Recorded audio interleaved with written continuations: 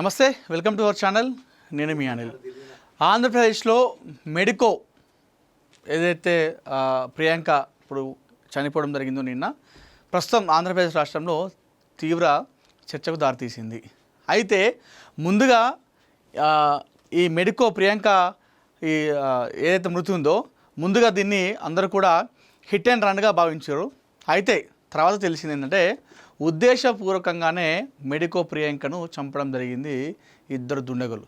మీకు స్క్రీన్లో కనిపిస్తున్నారుగా, ఈ ఇద్దరు దుండగులే, ఈ నిందితులే ప్రియాంక మెడికోని అసలు సంబంధం లేని విషయంలో ఆమెను కారుతో గుద్ది దారుణంగా రాక్షసానందం పొందుతూ ఒక్కసారి గుద్దడమే కాకుండా రివర్స్ తీసుకుని వచ్చి ఒక 3 సార్లు ఆమెను ఆ కార్తో డాష్ ఇవ్వడం జరిగింది. ఈ ఘటనలో మెడికో ప్రియాంక చనిపోవడం జరిగింది. ప్రస్తుతం ఆంధ్రప్రదేశ్ రాష్ట్రంలో ఈ మెడికో ప్రియాంక కేసును పోలీసులు చాలా ఛాలెంజ్గా సవాల్గా తీసుకొని ఈ కేసు విషయం దర్యాప్తు చేస్తూ ఉన్నారు. అయితే ఇప్పుడు ఈ నిందితులు ఇద్దరిని కూడా గుర్తించడం జరిగింది. ప్రస్తుతం వీళ్ళిద్దరిని కూడా జైలు కూడా పంపేయడం జరిగింది. అయితే అందరూ కూడా ఈ ఇద్దరు నిందితులను ఇక్కడ చూసుకున్నట్టయితే మనం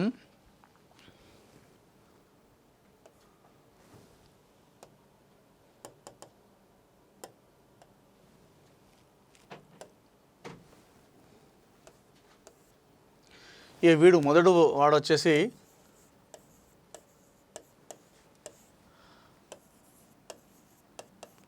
ఆండ్రూ జోసెఫ్, 23 సంవత్సరాలే వీడికి. సెకండ్ వచ్చేసి దశ్వంత్ అంట, వీడికి 24 సంవత్సరాలే. మనము వీడు వాడు అని మాట్లాడద్దు మామూలుగా, కానీ ఈ విషయంలో మనం మాట్లాడాల్సి వస్తుంది. ఎందుకంటే సంబంధం లేని విషయంలో అభంశుభం తెలియని మరికొన్ని రోజుల్లో డాక్టర్ అయ్యేటువంటి మంచి బంగారు భవిష్యత్తు ఉన్నటువంటి ఈ అమ్మాయిని చంపారు. కాబట్టి మనం ఇక్కడ వీళ్ళిద్దరిని దుండగులను వీడు వాడని చెప్పి ప్రస్తావిస్తున్నాం. ఇట్లాంటి వాళ్ళని మనం ఎట్లాంటి పెద్ద పెద్ద మాటలన్నా కూడా తప్పేం జరగదు, తప్పు కూడా ఏం కాదు, ఎవరు కూడా తప్పు కూడా అనుకోరులే. అయితే ఆండ్రూ జోసెఫ్ 23 సంవత్సరాలు, దశ్వంత్ 24 సంవత్సరాలు. వీడిని చూస్తే 23 సంవత్సరాలాగా ఉన్నాడా? వీడు 43 సంవత్సరాలాగా ఉంటాడు. వీడిని చూస్తే 23 సంవత్సరాలట వీడికి కేవలం. వీడు 24 సంవత్సరాలు. చూస్తేనే ఉట్టి పడుతుంది కళ వాళ్ళ మొహంలో. అంటే ఏ కళ ఉట్టి పడుతుంది? ఒక దుండగులు, దాన్ని ఏమంటారు, ఒక క్రైమ్ చేసేవాళ్ళు ఉంటారు కదా, కరడు కట్టిన క్రైమ్ చేసేవాళ్ళు, సేమ్ అదే తరహాలో కనిపిస్తూ ఉన్నారు ఇద్దరు కూడా. అయితే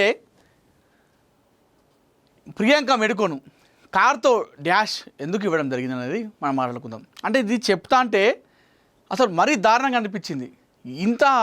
ఇలాంటి రాక్షసులు ఉంటారా? మామూలుగా ఏదైనా బలమైన కారణం ఉంటే మనం ఎవరిని కూడా హాని కూడా తలపెట్టాం. కానీ ఎలాంటి సంబంధం లేనటువంటి ఒక అమ్మాయిని వీళ్ళిద్దరు కూడా చంపడం జరిగింది. ఇది హత్యనే. అయితే ఇంతకేం జరిగిందంటే ఆగస్టు 3వ తారీఖు నాడు, మొన్న ఆగస్టు 3వ తారీఖు నాడు వీళ్ళిద్దరు, ఈ ఆండ్రూ జోసెఫ్ గాడు, ఈ దశ్వంత్ గాడు ఇద్దరు కూడా ఏం చేశారు, ఒక మాల్కి వెళ్ళిరంట. రాజమహేంద్రవరంలో ఒక మాల్కి వెళ్ళిరట, ఆదిత్య మాల్ అని చెప్పేసి ఒక మాల్కి వెళ్ళారు. అయితే వీళ్ళిద్దరు కూడా డ్రింక్ చేస్తున్నారు. ఈ నిందితులు ఇద్దరు కూడా చాలా డ్రింక్ చేసి ఉన్నారు. అయితే డ్రింక్ చేసి ఆ మాల్ లోపలికి వెళ్దామంటే ప్రయత్నం చేశారు. మాల్ లోపలికి వెళ్దామని ట్రై చేసినప్పటికీ ఇద్దరు బాగా తాగి ఉన్నారు, డ్రింక్ చేస్తున్నారు బాగా.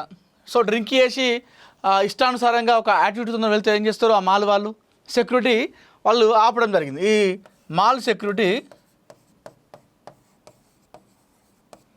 వాళ్ళని వారించారు. అంటే ఆపి వారితో మీరు వెళ్ళొద్దు లోపలికి, మీరు తాగుండరని చెప్పేసి వారించారు. అయితే ఈ నేపథ్యంలో ఇటు సెక్యూరిటీగా అదేవిధంగా వీళ్ళిద్దరికి జస్వంత్కు వీళ్ళ మధ్యలో గొడవ తారాస్థాయికి చేరింది. వివాదం చాలా పెద్దగా దారితీసింది. సో ఎంత చేసినా కూడా ఆ సెక్యూరిటీ గార్డులు ఈ ఇద్దరు దుండగులని నిందితులని లోపలికి పంపించలేదు. ఎందుకంటే మీరు తాగున్నారు, మీరు లోపల రావద్దని చెప్పేసి ఆ సెక్యూరిటీ గార్డు ఆపడం జరిగింది. ఈ నేపథ్యంలో వీళ్ళిద్దరికీ ఇటు సెక్యూరిటీ గార్డుల మధ్య చాలా పెద్ద ఫైట్ అయింది. ఫైట్ అయిన తర్వాత కొన్ని నిమిషాలు గడిచిన తర్వాత ఎట్టకేలకు వీళ్ళిద్దరూ కారు తీసుకొని ఈ ఆండ్రూ జోసెఫ్ అదేవిధంగా దస్వంత్ వీళ్ళిద్దరు కూడా కారు తీసుకొని ఆ గేటు బయటికి కూడా రావడం జరిగింది. అయితే గేటు బయటకు వచ్చిన తర్వాత పాపం అప్పుడే మెడికో ప్రియాంక సినిమా చూసి స్కూటీ పైన బయటకు వచ్చింది.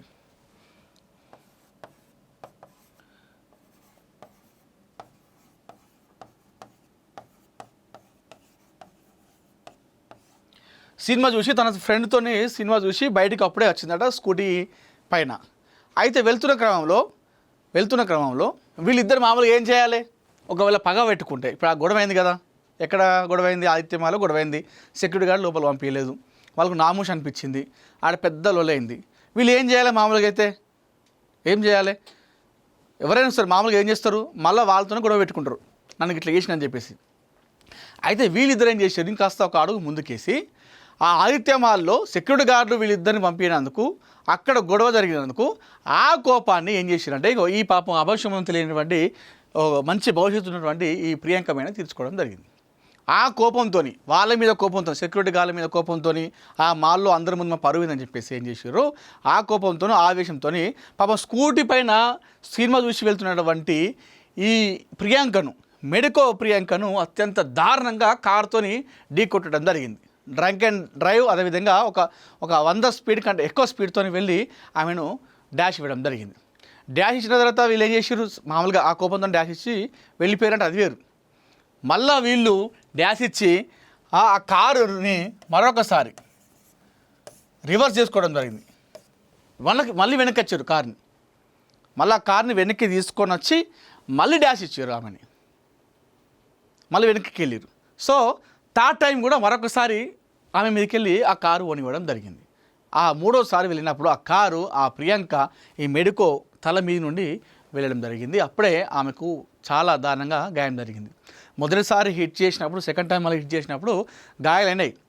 మూడోసారి హిట్ చేసినప్పుడు ఆ కారు టైర్లు అంతా కూడా ఆ ప్రియాంక పై తల మీద నుండి వెళ్ళడంతో అప్పుడే బాగా అంటే చాలా ఎక్కువ ఆమె గాయాలకు గురి కావడం జరిగింది. హుటాహుటిన ఆమెను అక్కడి నుండి హాస్పిటల్కి తీసుకెళ్తే వాళ్ళు రాజమండ్రిలో, సో ఇక్కడ కాదు హైదరాబాద్కి తీసుకెళ్ళాలి, అమ్మాయిని చాలా సీరియస్గా ఉందని చెప్తే కిమ్స్కి హైదరాబాద్కి హుటాహుటిన తీసుకురావడం జరిగింది. సో ఆమె మృత్యువుతో పోరాడడం జరిగింది 4-5 రోజుల పాటు. సో లాస్ట్కి పాపం ఆగస్టు 9వ తేదీన అంటే నిన్న ఆమె కన్ను మూసింది. 6 రోజుల పాటు మృత్యువుతో పోరాడినటువంటి మెడికో డాక్టర్లు ఎన్ని రకాల ప్రయత్నం చేసినప్పటికీ కూడా నిన్న బ్రెయిన్ డెడ్తో ఆమె చనిపోవడం జరిగింది. ఇది జరిగిన కథ. ఇందులో ప్రియాంకకి ఏదైనా సంబంధం ఉందా, వారు అక్కడ గొడవ పడడానికి అంతా కావడానికి ఏదైనా కారణం ఆమెకైనా ఉందా? ఆమె పాటికి ఆమె సినిమా చూసి వీకెండ్లో చూసి మిత్రుడితోని బయటికి వచ్చి ఆమె మళ్ళా వెళ్తూ ఉంది. వెళ్తున్న క్రమంలో వీళ్ళు ఏదో కోపంతో తీసుకొచ్చి ఆమె డాష్ ఇవ్వడము, అది చాలా అన్నట్టు రివర్స్ చేసుకొని ఏదో పాత కక్షలు గొడవలు ఉన్నట్టుగా మరొకసారి ఆమెను డాష్ ఇవ్వడం, మూడోసారి ఆమె తల మీద నుండి కారుని ఎక్కించడం. అసలు ఎందుకు ఇంత దారుణమైనటువంటి సిచ్యువేషన్ ఎందుకు తీసుకొచ్చారు వీళ్ళిద్దరు? డ్రంక్ అండ్ డ్రైవ్, మళ్ళీ అందులో ఒకటి 23 సంవత్సరాలు, ఒకటి 24 సంవత్సరాలు. ప్రస్తుతం ఆంధ్రప్రదేశ్ రాష్ట్రంలో మెడికో ప్రియాంక మృతి చాలా చర్చకు దారితీసింది. అక్కడ ఒక తీవ్ర అటు చాలామంది కూడా ఈ ఇష్యూ పైన సీరియస్ అవుతూ ఉన్నారు. అటు మానవతావాదులు కావచ్చు, సామాన్య ప్రజలందరూ కూడా బయటకు వచ్చి చెప్తా ఉన్నారు, ఈ ఇద్దరిని ఇలాంటి వారిని కదా మనం ఎన్కౌంటర్ చేయాల్సి చంపాల్సింది, ఇలాంటి వాళ్ళని చంపితే ఇంకొకరు ఈ విధంగా ప్రవర్తించరు. అంటే కేవలం 23 అంటే మేజర్ అయిన తర్వాత 4 సంవత్సరాలకే, మనకు మామూలుగా 18 సంవత్సరాలకే హోటాకు ఇస్తాం, మేజర్ అని చెప్పేసి గుర్తిస్తాం. మేజర్ అయిన తర్వాత 4 సంవత్సరాలకే ఇలాంటి ఒక రకమైన సైకోయిజం, ఇలాంటి సైకో వాళ్ళు ఎందుకు ఇలా తయారవుతున్నారు? ఇలాంటి సైకో వాళ్ళని కదా మనం ఎన్కౌంటర్ చేయాల్సింది. ఇలాంటి వాళ్ళని ఎన్కౌంటర్ చేస్తే ఇంకొకడు ఇలా చేయడానికి కూడా భయపడతారు. మంచి భవిష్యత్తు ఉంది, మంచి భవిష్యత్తు ఉన్నటువంటి ఒక బంగారు భవిష్యత్తు ఉన్నటువంటి ఒక అమ్మాయి పాపం మరికొన్ని రోజులు ఆమె డాక్టర్ కాబోతుంది. కొన్ని వందల మందిని తన ట్రీట్మెంట్తో ఊపిరిచ్చేది. అలాంటి అమ్మాయి ఊపిరి తీయడం జరిగింది ఈ సైకోగాళ్ళు. అత్యంత పాశవికం ఇది, అత్యంత దారుణంగా మనం చెప్పుకోవాలి. ఎక్కడైతే మెడికోను ఎక్కడైతే పాపం వాళ్ళు హిట్ అండ్ చేసిల్లో డ్యాష్ ఇచ్చిరో అదే స్పాట్లకు తీసుకెళ్ళి కదా వీళ్ళిద్దరు ఎన్కౌంటర్ చేయాలి, ఎన్కౌంటర్ లేపేయాలి కదా వీళ్ళిద్దరిని కూడా. అంటే చాలామంది అంటారు కావచ్చు ఎన్కౌంటర్ చేసేంత ఏముందంటే అంటే ఒక మంచి భవిష్యత్తు ఉన్నటువంటి ఒక అమ్మాయి జీవితాన్ని నాశనం చేసారు కదా, తనకు సంబంధం లేని విషయంలో చంపేసారు కదా, సంబంధం లేని విషయంలో కదా. సరే ఏదో సంబంధం ఉంది చంపేసారు అంటే అది వేరు, ఏదో దాడి చేసి అట్లా కూడా దాడి చేయడం చంపేయడం కరెక్ట్ కాదు. కానీ మామూలుగా చెప్తా ఉన్నా ఇక్కడ అసలు సంబంధం లేని విషయంలో కదా పాపం ఆమెను అంతంత దారుణంగా డ్యాష్ ఇచ్చి చంపడం అనేది ఇది ఎటు పోతుంది సమాజం. అంటే రాను రోజుల్లో ఈ జెన్జీలో చాలామంది ఇట్లా తయారవుతున్నారు. అందరూ అనట్లేదు, కొంతమంది 23 సంవత్సరాలకి 24 సంవత్సరాలకి ఇంత దారుణమా?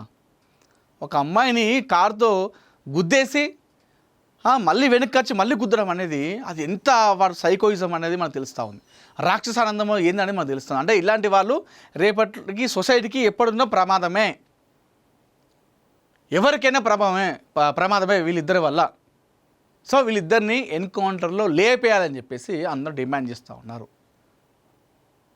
సో వీళ్ళకు ఈ జైలు శిక్ష, జైల్లో వేయడము, ఆడ 3 పూటలు తిండి పెట్టడము, మళ్ళీ కొన్ని రోజుల తర్వాత సత్ప్రవర్తన పేరుతో మళ్ళీ బయటకు తీసుకురావడము, లేదంటే ఎవడో ఒకడ వచ్చి వీళ్ళకి సపోర్ట్ చేసి అది ఇస్తే దాన్ని తీసుకొచ్చి మళ్ళీ బయటకు రిలీజ్ చేయడము చేస్తే మళ్ళీ ఏముంది, అరే బయటకు వచ్చినాం ఇంకొకరిని గుద్దుదాం మళ్ళీ సేమ్ ఇట్లనే బయటకు వస్తాం ఏముందిలే అని చెప్పేసి తయారవుతారు జనాలు. సో వీళ్ళిద్దరికీ ఈ ఆండ్రూ జోసెఫ్ గారికి జస్వంత్ గారికి ఇద్దరికి కూడా మెడికో ప్రియాంక మృతి విషయంలో వీళ్ళిద్దరికీ కఠినంగా శిక్ష కాదు ఎన్కౌంటర్లో లేపేయాలని చెప్పేసి ప్రజలందరూ కూడా డిమాండ్ చేస్తూ ఉన్నారు. సో దయచేసి పేరెంట్స్ కూడా చాలా గుర్తుపెట్టుకోవాలి ఇలాంటి సంఘటన. మీ పిల్లలు ఏం చేస్తూ ఉన్నారు, ఎటు వెళ్తూ ఉన్నారు, అంత రాత్రి సమయంలో మీ పిల్లలకి కారు ఇచ్చి ఎక్కడికి వెళ్ళారు, ఇంకెందుకు రావట్లేదు, తాగుతున్నారా లేదా, మరి తాగినప్పుడు కారు ఇవ్వాలా వద్దనేది మీ పిల్లల పట్ల మీరు ఖచ్చితంగా తగు జాగ్రత్తలు తీసుకోవాలి. లేదంటే ఇలా ఆండ్రూ జోసెఫ్ జస్వంత్ లాగా మీ పిల్లలు కూడా తయారయ్యే అవకాశం ఉంది. కాబట్టి మీ పిల్లలకు కూడా టైమింగ్స్ పెట్టండి, తాగే విషయంలో కొన్ని లిమిట్స్ పెట్టండి, ఇంటికి వచ్చే టైంలో ఈ టైం అని చెప్పేసి పెట్టండి.